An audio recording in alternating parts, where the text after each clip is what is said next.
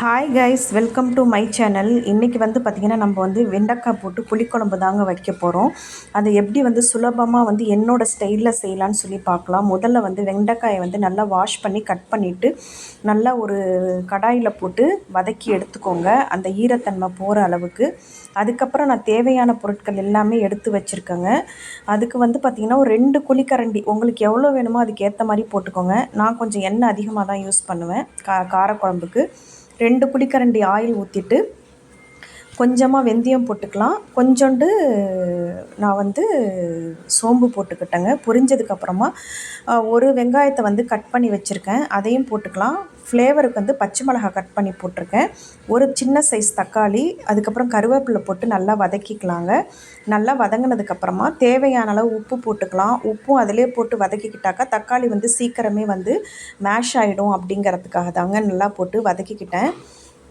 அதுக்கப்புறமா பார்த்திங்கனாக்கா இந்த வெண்டைக்காய் இருக்கு இல்லையா, அதையும் போட்டு நல்லா அதிலே வதக்கிக்கலாங்க. ஆல்ரெடி நம்ம வதக்கிட்டோம், திரும்பவும் போட்டு அந்த வெங்காயம் தக்காளி கூட நல்லா வதக்கிக்கலாம். வதக்கினதுக்கப்புறமா நான் பார்த்திங்கன்னா 1 ஸ்பூனுக்கு மஞ்சத்தூள் எடுத்திருக்கேன், சின்ன ஸ்பூனு.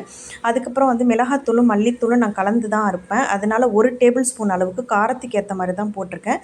போட்டதுக்கப்புறமா நான் முதல்ல புளி ஊற்ற மாட்டேங்க, கொஞ்சமாக தண்ணியை ஊற்றிட்டு கொஞ்சம் மூடி வச்சு காய் அரைப்பதம் வேகிற அளவுக்கு நான் போட்டு மூடிடுவேங்க. மூடினதுக்கப்புறமா அதுக்கப்புறம் நம்ம பார்த்திங்கன்னா தேவையான அளவு தேங்காய் கட் பண்ணி வச்சுருக்கேன். அதிலே பார்த்திங்கன்னா ஒரு சின்ன சைஸ் வெங்காயமும் ஒரு சின்ன தக்காளியும் போட்டிருக்கேன், கிரேவி வரணும் அப்படிங்கிறதுக்காக. அதையும் நல்லா அரைச்சி விழுதாக எடுத்து வச்சாச்சுங்க. இப்போ பார்த்திங்கன்னா கொஞ்சமாக புளிக்கரசில் நான் எடுத்து வச்சுருக்கேன், அதையும் இந்த குழம்புல ஊற்றியாச்சுங்க. நல்லா ஊற்றிட்டு நல்லா வேக விடுங்க, நல்லா கொதிக்கணுங்க. காய் நல்லா வேகிற வரைக்கும் கொதிக்கட்டும். கொதித்ததுக்கப்புறமா நம்ம அரைச்சி வச்சுருக்க இந்த தேங்காய் விழுது இருக்கு இல்லையா, இந்த தேங்காய் விழுதை அதில் போட்டுட்டு நல்லா கொதிக்க விடுங்க. நல்லா உப்பு காரம்லாம் சரியாக இருக்கான்னு பார்த்துக்கோங்க.